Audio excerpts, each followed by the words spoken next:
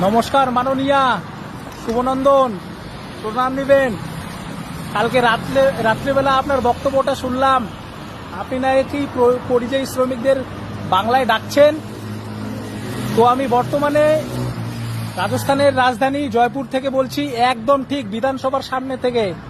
ঠিক আছে, তো বলছিলাম সঠিক সময়ে যদি আপনি আমাদের বাংলায় কাজ দিতে পারতেন তাহলে আজকে আমাদের এত দূরে ভিন রাজ্যে আসতে লাগতো না।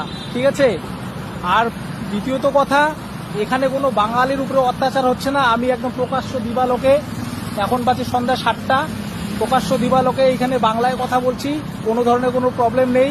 ঠিক আছে, রাত্রি এখানে মোটামুটি 9 থেকে 10 লাখ বাঙালি থাকে। আমি একজন রাজবংশী ছেলে। ঠিক আছে, মাসে 30 থেকে 35 হাজার টাকা এখানে আরামসে কাজ করি। আপনার কাছে একটা প্রশ্ন থাকলো, বাড়িতে যে আমাদের ডাকছেন মানে বাংলায়, ওখানে গেলে আমাদের কয় টাকার কাজ দিবেন?